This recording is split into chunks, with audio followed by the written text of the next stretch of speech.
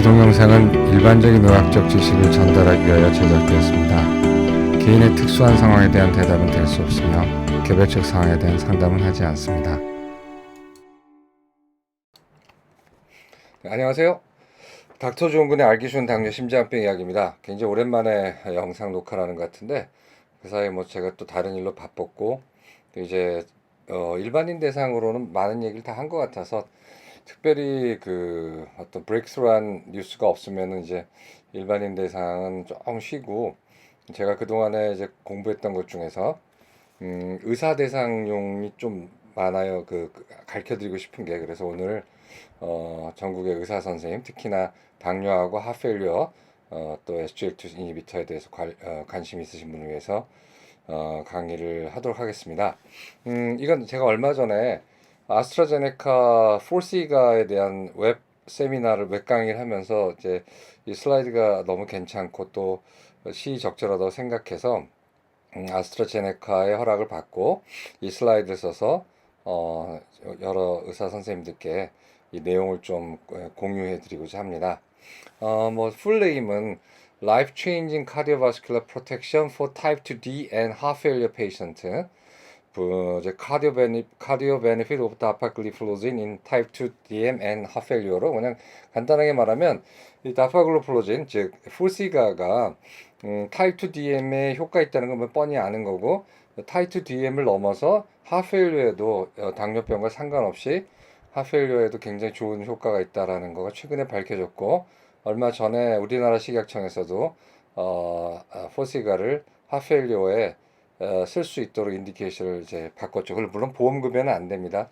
DM이 있는 경우는 보험급여가 되지만 하페일리오 자체만 있는 경우는 보험급여는 안 되지만 그래도 꼭 필요한 환자들에게는 저희가 100대 100으로 처방을 낼 수가 있는 길이 열려서 굉장히 다행이라고 생각하고 또 당뇨 환자가 많아지고 또 당뇨 오래 앓은 사람이 많아지고 또 그런 사람들이 하페일리오로 걸리는 일이 많아지는 이때 굉장히 시적절하다고 생각을 합니다. 그러면 한 슬라이드가 50개 정도 되는데 한 3, 40분 안에 끝낼 예정이니까 그냥 쭉 들어주시면 되겠습니다. 세 가지 구성이 되어 있는데요. 자, 첫 번째는 이제 하필리오 트리트먼트의 unmet needs, 그러니까 아직 불충분한 여러 하필리오 트리트먼트의 여러 가지 그런 문제.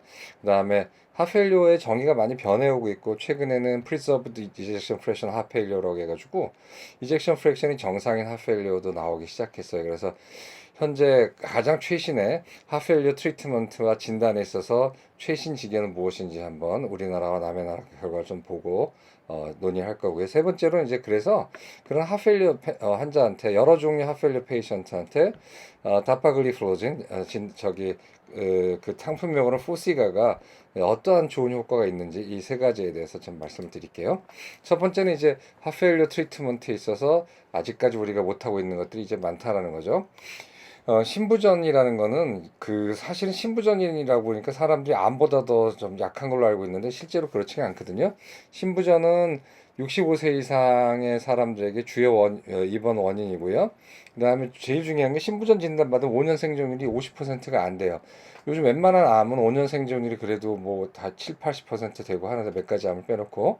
근데 하펠리오는 뭐 5년 안에 사망하고, 그 다음에 되게 안 좋아요. 그러니까 암 같은 경우는 죽느냐 사느냐에서 웬만큼 다 치료가 되면 일상생활이 가능하지만 하페일리어는 살아났다 하더라도 계속 나빠지기 때문에 그 사람이 일상생활을 굉장히 제약을 받아서 뭐 굉장히 다른 사람의 도움도 많이 필요하고 또 맨날 아파서도 입원하게 되고 입원이 잦다가 결국 사망하는 병이기 때문에 굉장히 의료 예산도 많이 이제 쓰게 되는 거죠. 그래서 이런 문제가 있어요. 그래서 우리가 특히나 우리 고령화 사회잖아요. 우리나라 제일 빨리 고령화가 되는데 고령화와 더불어서 브레인에는 디멘치아가 많아질 거라고 생각이 되고요. 하트는 아마 DM을 오래 앓고 하이퍼텐션을 오래 앓고 MI 이후에 이런 여러 가지 때문에 하필리어 환자가 굉장히 많아질 거라고 지금 생각을 하고 있습니다.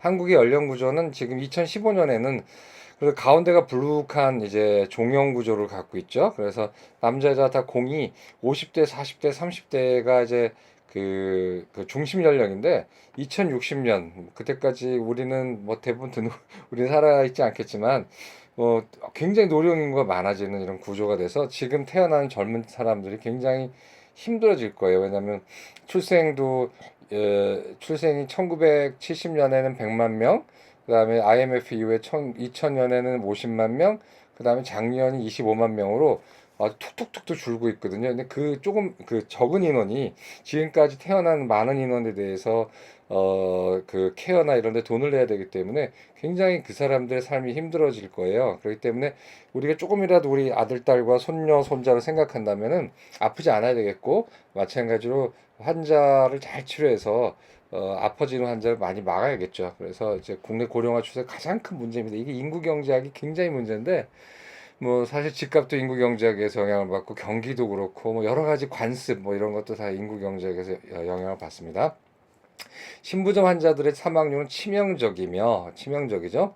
신부전 표준 치료를 받더라도 신체 활동에 경도 이상의 제한 있는 환자들이 많아요. 그래서 신부전으로 외래에서 치료를 잘 되면 괜찮은데 하페일리오로는 입원을 하게 되면은 이게 굉장히 예후가 안 좋거든요. 그래서 입원을 계속 하다 보면은 10명당 5명은 이제 죽어요. 사망을 하게 되기 때문에 굉장히 이제 좋지가 않고, 살아났다 하더라도 한 10명당 8명은 제대로 움직이지 못해서 남의 도움을 받거나 경제 활동을 못해서 결국은 남한테 굉장히 이제 친세를 지는 상황이 되는 거죠. 그래서 신부전이 안 생기게 해야 돼요. 그리고 안 생기게 하는 건 둘째치고 생긴 걸 초기에 발견해서 빨리 치료를 해줘서 그 상태에서 벗어나도록 해줘야 되거든요.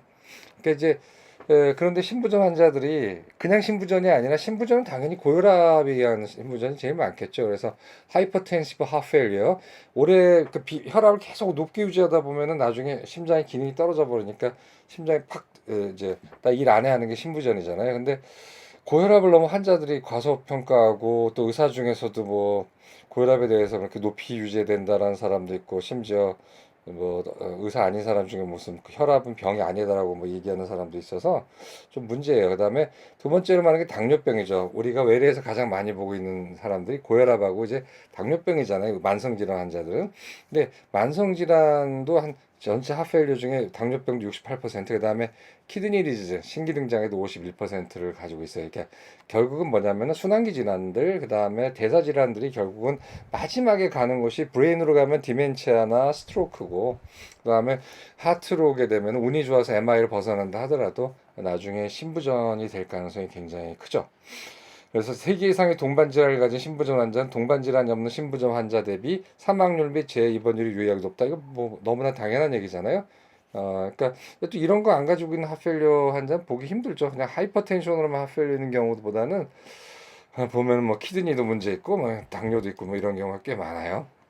그다음에 다이아베티스, 특히나 이제 지금 제가 말씀드리고 싶어하는 당뇨병 환자는 당뇨가 없을 때하고 있을 때가 신부전 발생률이 어저스트 해저드 레이셔가 1.3 정도 돼서 30% 이상 높고, 신부전으로 인한 입원도 다이아베티스하고 노 다이아베티스하고도 75%가량 굉장히 차이가 나요. 그러니까 당뇨인은 안 당뇨인에 비해서 같은 조건이면 신부전이 더 많이 생기고, 생긴 다음에 입원 확률이 훨씬 더 높다라는 거예요. 이게 왜 그러냐면 당뇨가 되면은 일단 잘 생기겠죠. 저 패서피지올로지상 인슐린 리지스턴스 때문에 뭐 바스큘라 스티프니스도 증가하고, 그 다음에 뭐 예를 들어서 하트 스티프니스도 증가하는 데다가, 당뇨가 되면은 이 증상 자체가 센서리 쪽에 문제가 생겨서 MI도 잘 자기가 인식을 못하고 전형적인 그런 하페일리어 심프텀이 안 나타나요. 그래서 당뇨를 많이 보시는 선생님들 꼭 주의하셔야 되는 게, 환자가 숨이 차다고 할 때 이게 MI일 가능성이 굉장히 커요. 뭐 굉장히 크진 않지만 꼭 생각하셔야 돼요. 그러니까 소화가 안 된다, 숨이 차다 할 때 괜찮아요 뭐 이렇게 넘기지 마시고, 또는 청진해서 뭐 크래클이 안 들린다, 뉴모니아 아니라고 생각하지 마시고, 그 당뇨는 이스케믹 디지 심프텀이라든가 MI 심프텀이 일반적인 사람하고 많이 달라요. 그래서 괜히 숨이 차다, 좀 다이아프레시스, 약간 어지럽다, 땀 난다, 이게 저혈당만이 아니라는 거죠. 그렇기 때문에 당뇨인이 굉장히 위험해요. 그래서 신부전뿐만 아니라 MI도 많이 생길 수가 있죠. 그다음에 신부전 환자에게서 만성 콩팥병과 당뇨병 동반 질환은 사망률의 주요 원인이었다. 뭐 당연한 거 아니겠어요? 하페일리어 페이션트가 결국은 키드니 페일리어가 되잖아요. 그래서 CKD 뭐 투석하거나 아니면 뭐 요독증에서 나빠지거나, 아니면 이제 빈혈 같은 것도 있고, 당뇨병도 이제 이런 거죠. 그래서 우리가 가장 이렇게 하페일로에서 가장 영향을 주는 거는 키드니 디지즈. 근데 이거는 결과죠, 사실. 왜냐하면 카디오 레날이잖아요. 카디오 레날에서 퍼퓨전이 나빠지면 키드니도 나빠지는 거죠. 빈혈은 너무 이제 오래 앓다 보니까 뭐 애니미아가 생기는 거, 이제 당뇨병 같은 것도 있고. 그래서 우리가 당뇨병을 조절을 잘해주고, COPD는 뭐 좀 다른 문제고, 빈혈도 조절 잘해주고 이제 이래야 된다라는 거죠. 그래서 신부전 환자의 그런 양호한 삶을 유지하는 것이 신부전 환자의 생존과 더불어서 굉장히 중요한 거예요. 그래서 여기까지가 우리나라 하펠리 에티올로지, 그 다음에 하펠리오의 어떤 개괄적인 얘기예요. 그러니까 하필 많아지고 있습니다. 또 저희 이제 카디올로지잖아요. 제가 애초에 첫 학문이. 근데 우리가 MI 환자를 치료할 때 MI 환자들이 맨 처음에는 병원 오기 전에 사망했고, 병원 와서도 모탈리티가 높았지만 PTC라든가 또는 어웨이 인터벤션이라든가 여러 약제의 도움으로 많이 생존했단 말이에요. 그때 우리가 걱정을 했던 게 뭐냐면, QMI는 넌 QMI는 아리스미아, 치명적인 아리스미아가 생길 것이고, QMI는 나중에 결국은 하펠리오로 갈 거라는 걱정을 했는데, 결국 2, 30년이 지나니까 MI로 서든 어택하는 건 이제 그 집에서 서든 어택하는 건 어쩔 수 없다 하더라도 병원 오면 거의 사는데, 그냥 잘 사는 게 아니라 펌프 페일리어라든가 이제 여러 기능을 떨어뜨리고, 그 기능이 떨어진 것이 결국은 이제 하페일리어로 진행을 하는 거예요. 그래서 점점 하페일리어 많아질 거예요. 그리고 좀 전에 말씀드린 대로 하이퍼텐션 오래되면 AFib 되고, AFib 하페일리어 되고, DM 오래되면 하페일리어 되고, AFib 되고. 결국은 지금 우리가 만성 질환 환자들을 치료한다라는 거는 그걸 치료하지만 또 다른 질환을 가져올 수 있는 역설적인 상황에 부딪힌 거거든요. 그래서 결국은 우리가 토탈 케어를 이제 환자한테 잘 해줘야 돼요. 두 번째는 하페일리오의 그 선생님들 레지던트 이후로 안 배운 분도 있을 거예요. 카디올로지 안 하신 분들은 하페일리오의 정의가 이제 거의 비슷한데 좀 많이 바뀌었어요. 옛날에는 하페일리오라고 그러면은 어땠어요? 그 다 펌프 페일리오잖아요. 그 이젝션 프랙션이 다 낮잖아요. 근데 요즘은 하페일리오 with preserved ejection fraction이라 해가지고 에코로 이젝션 프랙션이 노말인데도 하페일리오 진단하는 경우가 있는 게 최근의 경향이에요. 맨 처음에 뭐 예를 들어 preserved ejection fraction 하페일리오 없다 뭐 이렇게 하다가 나중에 이제 아니다 있다 해가지고 이젝션 프랙션 55%가 과연 그게 노말인가? 우리는 더 노말 레인지를 더 높게 잡아야 된다 해서 60%부터 노말이고, 그 미만은 이제 당뇨병 전 단계처럼 하필리오 전 단계로 정의하자라는 그런 주장도 있지만 이제 너무 좀 많이 나간 것 같고, 하여튼 지금 가이드라인은 이제 이렇습니다. 이거 우리나라 사람을 보니까 우리나라 가이드라인을 봐야겠죠. 2023년 4월 달에 우리나라 코리안 서큘레이션 저널에 나왔어요. 영어로 나오는 제 잡지죠. 그래서 하펠리오 연구회, 즉 신부전 연구회에서, 신부전 학회에서 하펠리오 데피니션, 하펠리오가 무엇인가 하고 하펠리오 진단을 어떻게 하고 진단의 종류 무엇이 있는가에 대해서 백서 비슷한 걸 냈어요. 그래서 이거 한번 프리니까 한번 찾아서 읽어보십시오. 코리안 서큘레이션 저널에 2023년 에이프릴 53 볼륨 4 뭐 요거 한번 보시면 많지 않아요. 그거 다 다이어그램으로 돼 있어서 읽기도 편하고요. 자, 우리가 하펠리오라고 진단하려면 증상이 있어야 되잖아요. 하펠리오 증상이 뭘까요? 숨차고, 그렇죠? 숨차는데 어떤 숨이 차는가? 가만히 있어도 숨이 차다. 심한 거겠고, 내가 조금 움직이면 숨이 차다. 뭐 그것도 약간 있는 거고, 평소엔 다 괜찮고 너무너무 심한 운동할 때만 숨이 차다. 이런 양호한 하펠리오가 있겠죠. 그다음에 그게 있고, 두 번째는 이디마가 있을 거예요. 그래서 붓는 거. 그래서 가장 대표적인 증상이 숨 찬다, 붓는 거예요. 그래서 이게 옛날부터 해오던 분류인데 참 끈질기게 있는데, 이게 좋은 분류라 그렇죠. 뉴욕 하트 어소시에이션 펑셔널 클래시피케이션이라고 흔히 NYHA라고 하는 거죠. 뭐 약어로 니아라고 읽지만 니아로 읽는 나라 우리나라밖에 없고, NIHA 뉴욕 하트 어소시에이션에서 이제 펑셔널 클래시피케이션 했는데, 클래스 1은 정상적인 피지컬 액티비티, 그러니까 뭐 적당한 운동이나 뭐 일상생활에서는 전혀 문제가 없는 거예요. 그러니까 이 사람은 이제 거의 뭐 하펠리오인지 모르고 사는 거죠. 그 클래스 1이 우리한테 하펠리오로 올 리는 없겠죠. 멀쩡하니까. 클래스 2가 많이 오겠죠. 노멀 피지컬 액티비티 하거나 아니면 살짝만 계단을 걷는다거나 이럴 때 뭐 심하지 않은데 숨이 좀 차와요. 옛날엔 괜찮았는데 요즘은 뭐 지하철 2단 걸을 때 숨이 차다거나 한 3, 400m 걸으면 약간 숨이 차네요라고 하는 것이 이제 클래스 2고요. 클래스 3는 그 가만히 있을 땐 증상이 없지만 조금만 움직이면은 이제 증상이 있는 걸 말해요. 그러니까 좀 생활에 제약을 많이 받죠. 클래스 3는. 클래스 4는 입원해야 되는 경우죠. 어떻게 아무리 가만히 있어도 숨차고 누우면 숨차서 옆으로 놓고 옷섭리하죠.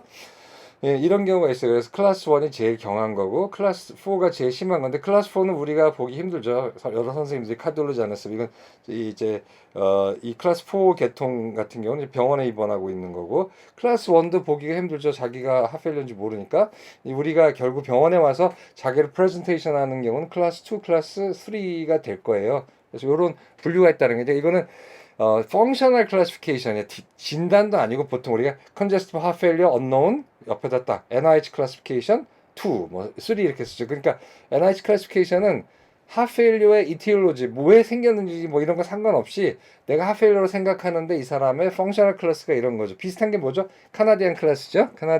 카나다 심장학회에서 만든 카나디안 클래시피케이션 4NG나 뭐 비슷한 거예요. 근데 이제 NIH는 이제 heart failure에다 쓰는 거죠. 자, 하펠리오가 클래시피케이션이 좀 달라진 게 옛날에는 이제 그냥 다 40% 미만 우리가 하펠리오라고 그랬잖아. 이젝션 프랙션, 에코카디오그램을 했을 때 여기서부터 이제 선생님도 옛날에 배웠던 걸 생각하십시오. LV ejection fraction, left ventricular ejection fraction이 40 미만은 고전적인 하펠리오라고 얘기를 했어요. 그래서 이런 경우는 뭐 심프텀과 사인이 다 있겠죠. 그리고 일단 에코로 딱 40% 미만이 되면 이거는 다른 피 검사 뭐 할 거 없이 그냥 하펠리오겠죠. 그죠? 그러니까 뭐 애매한 게 없잖아요. 그냥 심프텀하고 사인 있고 숨 차요, 부었어요 하고 에코를 딱 했는데 이젝션 프랙션이 40% 미만이다. 당신 하펠리오입니다라고 얘기하고 치료해야죠. 그 다음에 하펠리오 with moderate reduced ejection mild reduced ejection fraction이라고 있어요. 이거는 이제 이젝션 프랙션이 옛날에는 괜찮아고 프리저브드라고 했던 부분인데 41에서 49% 정도 되는 거 심프텀하고 사인이 있는 경우를 말하는 거죠. 이것도 역시 에코 해가지고 환자가 숨이 차서 왔다. 그런데 에코에서 41에서 49%면 하펠리오라고 얘기해도 돼요.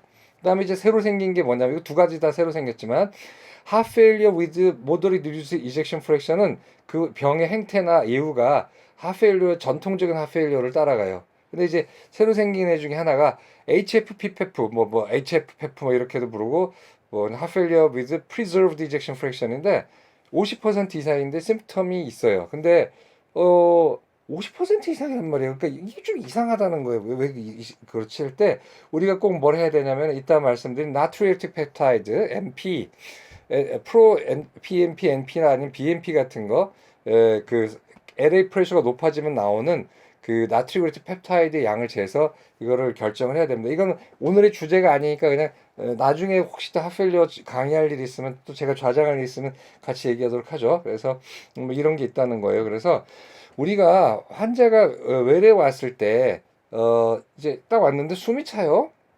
그래서 이제 서스펙티드니까 숨이 차단 말이에요. 그래서 리스크 팩터 담배 피고 하이퍼텐션 있고 뭐 DM 있고 심텀이 뭐 숨차고 부어요. 이거 뭐 하펠리오잖아요.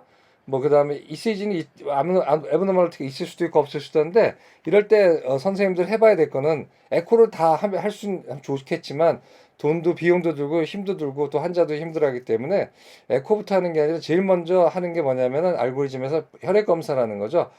브레인 나트리오게이트 펩타이드 또는 엔티 프로 BMP 이거 둘 중에 하나 두 개 한꺼번에 보낼 필요 없고 둘 중에 하나만 보내면 되는데 장단이 약간 있는데 이 그 하나만 보내세요. 하나만. 그리고 보험 삭감 안 됩니다. 그냥 하펠리오 의심된다라고 하시죠. 뭐 모두 환자 루틴으로 하면 보험 삭감 되겠지만 진짜로 이 사람 왔는데 숨이 차고 증상도 그렇고 해가지고 내가 빨리 이 사람 알아봐 줘야겠다 할 때는 당연히 해야 돼요. 그래서 BMP 레벨이 근데 물론 여기서 어큐트가 아니에요. 어큐트는 BMP하고 이게 다 뭐 100하고 300이 넘는데 레벨이 근데 그냥 이따 환자가 걸어왔단 말이에요. 응급실로 안 하고 나한테 걸어왔으면은 일단 BMP 레벨이 35 피코그램 또는 NT 프로 BMP 레벨이 125 피코그램이 넘어가면은 이거는 굉장히 하펠리오가 strongly suspected 된다. 하나 이제 그래서 에코를 해요. 에코라면 이제 abnormal finding 있잖아요. 근데 뭐 예를 들어서 여기서 그 리저널 월모션 에브노멀티가 있으면 이거는 신부전 더하기 뭐냐면 협심증 가능성이 있으니까 이제 대학병원 보내는 거고 그런 거 없이 리저널 월모션 에브노멀티가 없으면서 전반적으로 월모션이 떨어져 있다. 이젝션 프랙션이 40% 미만이다. 뭐죠? heart failure with reduced 전형 클래시컬한 이제 저기 에코 그거고 그다음에 이런 증상과 요 BMP나 프로 BMP가 높으면서 이젝션 프랙션이 41에서 49%이다. 그러면 heart failure with mild reduced ejection fraction 역시 진단하는 거고요. 그런데 딱 봤더니 이젝션 프랙션이 50%인데 확실하게 BMP 레벨이 뭐 예를 들어 100이거나 엔티프로 BMP 레벨이 뭐 200이거나 나오면 이거는 맞아요. 다 이거는 하펠리오입니다. 그리고 증상이 있어야겠죠. 멀쩡하게 오면 안 되겠고 이제 그런 걸 이제 해서 치료하는 거죠. 그래서 요게 이제 최신의 우리나라 심장 신부전 학회의 알고리즘이에요. 요거 좀 알고 계시면 좋겠어요. 그러니까 왜 또 중요하냐면 이거 해석할 줄 알으셔야 되는 게 좀 이따 나오겠지만 당뇨 환자는 굉장히 히든 하펠리오가 많아서 나중에 ECG 체인지하고 막 숨이 찰 때 발견하게 되면 늦는 경우가 많거든요. 그런데 선생님께서 좀 약간 의심해가지고 이걸 해준다면은 거기서 양성이 나오면 선생님이 해결해 주실 수 있으면 선생님이 해결해 주시고 안 되면은 상급병원 보내면 환자로서는 굉장히 다행인 거예요. 그래서 요 알고리즘 꼭 보시고요. 그다음에 MPT 이거 나트리우레트 펩타이드가 희한하게 나오는 경우를 꼭 알고 계셔야 돼요. 하펠류 아닌데 MP 레벨이 높아요. 나트리우레트 펩타이드.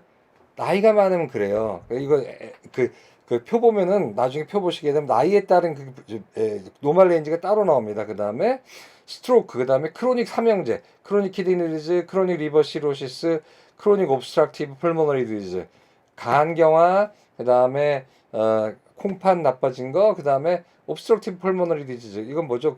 COPD 같은 거죠. 그 다음에 코로나리 신드롬, 어큐트 헤마이트 당연히 NDP가 올라가겠죠. 그 다음에 사이로톡시코시스, 요거는 이제 족보죠. 이게 만약에 학생 시험에 나오면 족보가 되겠죠. 그 다음에 하펠류인데도 불구하고 MP 레벨이 낮은 경우 오비스티, 어큐트 풀모너리 이디마, 그 다음에 conditions with increased airway pressure and normal airway filling pressure. 뭐죠? 이게 MR 같은 경우죠. 이건 좀 어려운 얘기니까.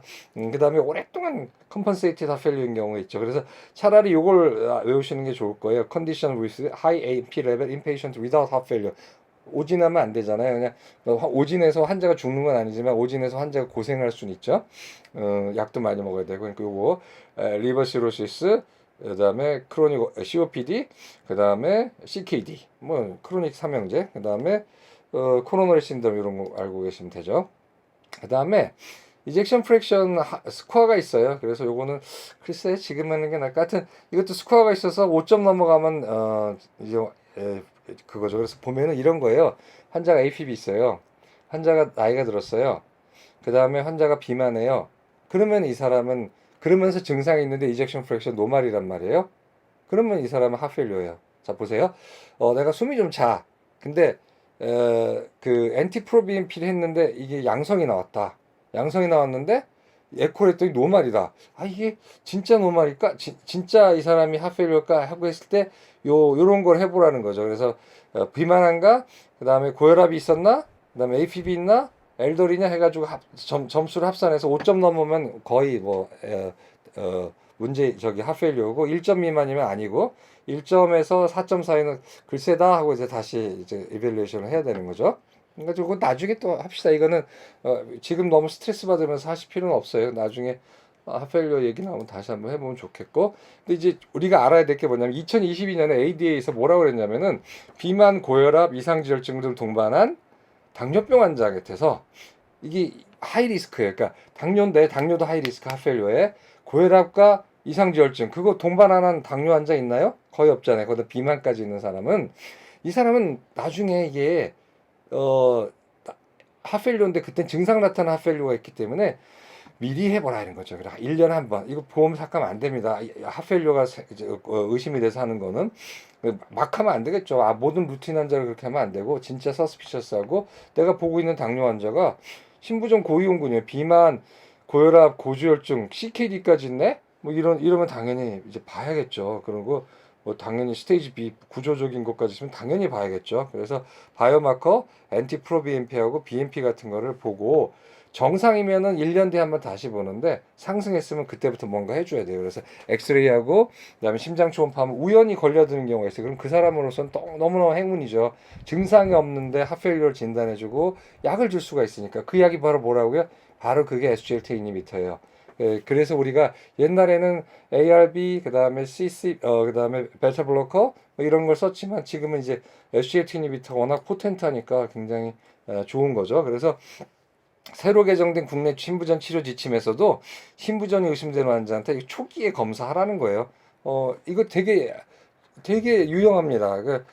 슈도네가 퍼스티브가 그렇게 많이 나오진 않고 슈도 퍼스티브, 그러니까 펄스 퍼스티브 에비던스 저기 레인지도 있거든요. 그런 거 보시면 돼요. 그래서 굉장히 좋아서 이런 경우에 이제 어떻게 하느냐. 지금 이제 드디어 포시가가 나오는 거예요. 포시가 또는 자디앙도 마찬가지인데 이제 포시가 슬라이드니까 제가 도리상 상도이상 포시가를 말하는 건데 SGLT 이니비터 초기 사용을 포함한 새로운 하트 페일리어 with reduced ejection fraction 알고리즘이 이제 좀 달리 바뀌었어. 옛날에 스텝 1, AC, 스텝 B, 베타 블로커, 스텝 3, 미네랄 코티코이드 이제 마지막에 아르니 그 다음에 안 되면 SGLT 이니비터 하지만 이젠 그렇게 하지 말라는 거예요. 그래서 스텝 1 베타 블로커 딜라트린이라든가 콘코르 같은 거요. 그 다음에 SGLT 이니비터를 바로 쓰라는 거예요. 그 다음에 스텝 2 아르니 아르니는 이제 좀 약도 비싸고 보험은 되지만 좀 까다로워요. 그래서 저기 개원이는 이제 레벨을 쓰는 경우 별로 없죠. 그다음에 스텝 3 이제 미네랄 코티코이드 안타고니스트 같은 거 쓰라 이렇게 돼 있어요. 그다음에 2021년 유로피안 소사이어티 오브 카디올로지에서 Heart failure with reduced ejection fraction 환자는 다파글로프로진 1차 치료로 써라. 뭐라고 써 있죠? ACARN이 베타 블로커 MRA 다파글로프로진 포시가 엠파글리프로진 자디앙입니다. 그래서 이렇게 쓰라는 거예요. 그러니까 점점 이제 바뀌고 있단 말이죠. 그래서 SGLT 이니비터가 옛날에는 당뇨 치료제였는데 이게 쓰다 보니까 황당하게 하펠료도 예방이 되고 하펠료 환자가 너무 좋아지는 바람에 완전히 게임 체인저가 돼버린 거죠. 그래서 이제는 요때는 이제 잘 들어서 이게 reduced ejection fraction이에요. 그러니까 ejection fraction이 40% 미만인 경우에 SGLT 이니비터 써. 이거 우리나라에도 인디케이션 있습니다. ejection fraction이 40% 미만의 하펠료는 당뇨가 있으면은 급여로 써도 되고 당뇨가 없는 사람한테는 그 100대 100으로 써라 이렇게 써도 된다라고 돼 있어요. 그러니까 이제 40% 미만인 경우죠.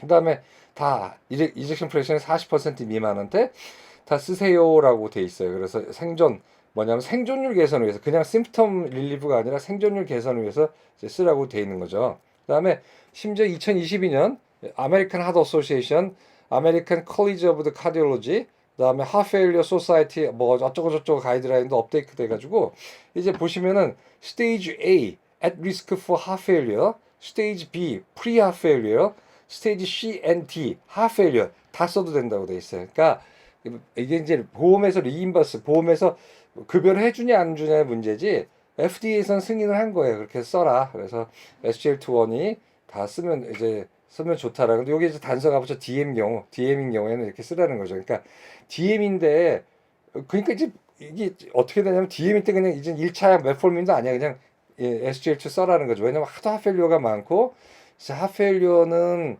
굉장히 그 돈도 많이 들고 환자도 너무너무 힘들고 결국 고생하다가 나중에 힘들게 사망하는 병이기 때문에 그걸 초기부터 막는 게 좋다라는 거. 그럴 때 이런 뭐 싸진 않지만 우리나라 한 650원 할 건데 이 약을 썼을 때 가성비가 너무나 좋은 거예요. 한 사람이 아파서 그 사람이 직장을 안 다녀서 경제적인 손실, 그다음에 가족이 붕괴되는 거, 그 사람이 입원해서 쓰는 진료비, 그다음 국가가 내는 돈, 뭐 이런 걸 감안할 때 볼 때는 당연히 예방이 좋죠. 근데 이게 예방 효과를 충분히 인정받았다는 거죠. 그래서 첫째, 우리나라도 마찬가지예요.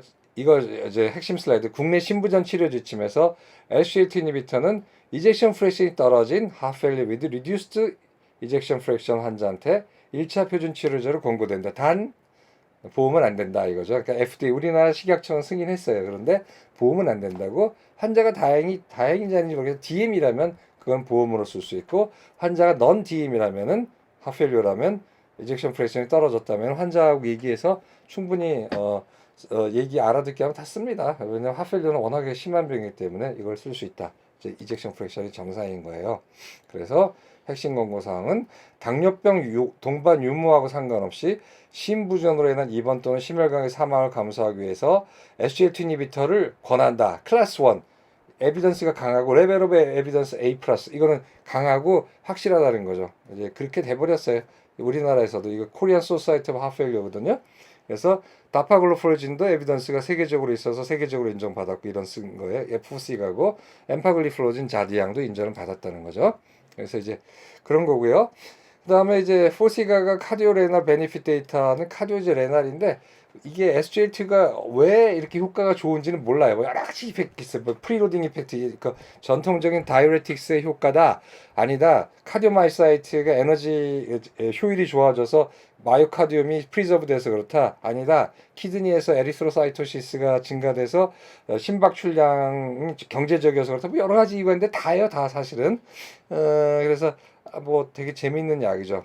그래서 이제 보면은 다파글로플루진이 어떤 여정을 거쳐서 현재 당뇨가 없는 reduced ejection fraction, 그다음 mild reduced ejection fraction, 그다음에 preserved ejection fraction 환자한테 써도 된다는 인디케이션을 받았다는 거는 이런 연구 때문에 그래요. 디클리어 스타디라고 해가지고 이형 당뇨병 환자한테 이제 심혈관계 신장에 미치는 영향을 확인하려고 이제 한 거예요. 그래서 당뇨인 사람하고 올 DM이죠. 올 DM에서 했을 때 올 DM한테 한쪽은 다파글리프로진을 주고 한쪽은 플라시보를 썼을 때 프라이머리 엔드 포인트는 이제 카디오바스큘라 데스나 MI 스트로크, 뭐 그다음에 세컨더리 엔드 포인트는 리널 컴포지트 엔드 포인트, 뭐 바이크로 알부미누리아라든가 올코즈 모탈리티 했더니 좋아진 거예요. 그래서 디클레어를 보게 되면은 당뇨 환자 다 당뇨 환자였죠. 근데 60%는 프라이머리 프리벤션 스타, 즉 심혈관 질환이 없었고 단지 그러니까 MI나 하펠리오가 없었고 고혈압이나 그다음에 디슬리피데미아나 스모킹이 있었던 하이 리스크 페이션트가 있었고 나머지 40%는 이스케믹 하트 디지즈, 그다음에 이스케믹 세레브럴 바스큘라 디지즈, 그다음에 페리페럴 아트리 디지즈 같은 병이 있었다는 거예요. 근데 그런 사람들한테 했는데 심혈관 또는 사망으로 인한 심부전으로 인한 인물이 다 줄었어요. 그리고 그거는 이 사람이 심혈관계 질환이 있었던, 즉 2차 예방이든 없었던 멀티플 리스크 팩터를 보호했던 간에 일관된 심부전 입원 예방 걸 보인 거예요. 그런데 주로 아테로스클로시스에 의한 MI나 이런 거보다는 하펠리한 거를 많이 막았어요. 그래서 좀 독특하죠. 그래서 우리가 나중에 얘기하겠지만 GLP 아고니스트 같은 경우는 이제 혈관이 막히는 걸 좀 많이 효과가 좋고요. 이런 SGLT 이니비터 같은 경우는 마이오카즘 자체 디스펑션, 즉 하펠리오 같은 데 효과가 좋은 거로 돼 있어요. 하여튼 간에 뭐 다 좋았고요. 그 다음에 두 번째가 있어요. 그러면 아니 우연히 발견한 거란 말이에요. 아니 이게 진짜, 아니 세상에 하펠리오에다 좋았네. 그럼 이렇게 한번 해보자 해가지고 당뇨가 있든 어떤 간에 당뇨 환자를 대상으로 하는 게 아니라 전체 프레임을 하펠리오로 한번 잡아보자. 그리고 그 안에 당뇨가 있든 없든 한번 포함시켜보자 해서 heart failure with reduced ejection fraction, ejection fraction이 40% 미만인 환자를 대상으로 플라시보하고 아닌 사람을 해봤어요. 이 스타디 이름이 DAPA-HF예요. 다파글리플로진 heart failure 스타디죠. 그래서 4,744명 정도 되는 ejection fraction이 40% 미만인 NIH 클래시피케이션 아까 들으셨죠? NIH 2에서 4 배드 리듬까지 있는 환자를 다 이렇게 리크루트해서 블라인드 더블 블라인드에서 4C가 10mg 쓰고 한쪽은 플라시보를 썼어요. 그래서 쭉 봤더니만 뭐 볼 것도 없어요. 그래서 여기 보자, 다 약은 쓰고 있었거든요. 뭐 예를 들어서 라스도 쓰고 있었고 ARB도 쓰고 있었고 베타 블로커도 양쪽이 다 동일해요. 그러니까 그 당시에 가장 최신의 치료 방침에 따라서 모든 약을 다 쓰고 있던 환자들이 다 똑같아요. 플라시보하고 아닌 사람들이. 근데 보게 되면은 포시가를 쓴 그룹이 하펠리오나 심혈관 질환 사망을 훨씬 더 많이 막았어요. 근데 NNT가 꽤 커요. NNT가 니드 오브 넘버 투 트리트먼트라고 해가지고 넘버 오브 니드 트리트먼트로 해서 몇 명을 치료하면 한 명의 이벤트를 막느냐인데 21명을 포시가를 주면 그 중에 한 명이 막아지는 거예요. 굉장히 놀라운 거죠. 왜냐하면 보통 우리가 프라이머리 프리벤션 스타틴 트라이얼은 NNT가 한 60에서 120 정도 돼요. 그러니까 가성비가 좀 좋지는 않은데 가장 안 좋았던 환자를 대상으로 스타틴을 써서 스타틴이 심혈관 질환을 막은 그 NNT가 MI 때 7, 아주 하이 리스크, 그 다음에 한 11에서 15 정도 됐거든요. 그런 것도 굉장히 효과가 좋다고 그러는데 이렇게 NNT가 21이면 굉장히 효과가 좋은 거예요. 그 다음에 그 심혈관 질환으로 인한 사망하고 심부전으로 인한 사망을 따로 봤을 때도 포시가를 쓴 그룹이 플라시보 쓴 그룹에 비해서 18% 감소했고 30% 감소했다. 이거는 충분히 해볼 만한 일이거든요. 왜냐하면 다른 모든 걸 다 약을 쓰고 있어서 이미 힘든 하펠리오인데 한쪽은 포시가를 썼을 때 한쪽은 안 썼을 때 이렇게 좋아진 거죠. 그리고 다파 HF에서 보면은 엔티프로비엠피가 감소됐다는 거죠. 그러니까 뭐 역에 대해서 아직도 말이 많은데 예후가 이제 감소하면 예후가 좋아진다고 얘기는 돼 있거든요. 하여튼 엔티프로비엠피 레벨도 감소했어요. 그 다음에 크레아티닌 더블링 타임 CKD도 훨씬 더 프로그레션이 덜했다는 거죠. 이 안 쓴 그룹하고 포시바를 쓴 그룹이 한 24개월 정도 했더니 크레아티닌 레벨이 막 나빠지는 게 반 정도 줄은 거예요. 이게 상당한 거거든요. 그래서 여담이지만 당뇨가 없는데 CKD가 있는 환자는 포시가나 엠파글로프리진을 쓰는 게 좋습니다. 왜냐면은 환자 또 마찬가지로 비급이에요. 근데 왜 그러냐면은 확실히 좋아져요. 제 경험도 그렇고 크레아티닌 레벨이 올라가는 게 플라토가 돼요. 그러니까 상당히 제가 볼 때 너무나 고마운 약인 것 같아요. 얘네들이 21세기 스타틴이라고 괜히 나온 얘기가 아니에요. 20세기는 많은 환자를 살려주고 많은 환자가 건강이 나빠지는 걸 막아준 약이 제 넘버원 드럭이 스타틴이거든요. 뭐 스타틴에 대해서 이러쿵저러쿵 말하는 비전문가와 그런 거 이상한 사람이 많지만 정말로 20세기는 스타틴의 시대였어요. 1989년, 87년에 나와서 정말 40년간을 활약했죠. 지금도 역시 활약하고 있고. 근데 이런 거대한 약, 이렇게 처음엔 시작한 게 작았지만 엄청나게 큰 효과를 보이고 엄청나게 다른 영역을 쓸 수 있는 약이 무엇인가?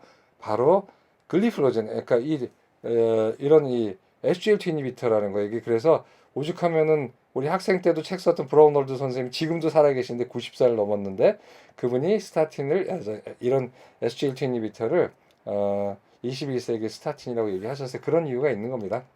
다음에 유릭 애시드도 유리쿠슈리아도 감소됐고 하펠리오 리듀스드 트랜스프레션 환자한테는 이뇨제 사용과 상관없이 다 좋아진 거예요. 그러니까 하여튼 독자적인 이펙트가 있다라는 거죠. 하여튼 되게 좋아졌고요. 아르니 사용도 관계없었고. 그러니까 지금 다른 약들은 다 똑같이 썼다는 뜻이에요. 그래서 뭐 어떤 약을 더 많이 썼을 때 포시가가 더 효과가 있었다. 이거 아니에요. 그냥 그런 거 상관없이 다 효과가 있었다라는 거예요. 이게 좋죠. MRA 사용하고 똑같고. 그다음에 이젝션 프랙션이 40 미만에서는 어떠한 이젝션 프랙션이라도 포시가가 일관되게 하페일러를 좋게 했어요. 그러니까 30%, 20%, 40% 물론 이젝션 프랙션이 나쁠수록 이유가 나쁘죠. 나쁜데 그걸 더 좋게 했다는 게 아니라 그 모든 데서 다 동일한 이펙트를 했다라는 거예요. 그 인터랙션이 없었다는 겁니다. 이건 좀 어려운 슬라이드로 넘어갈게요.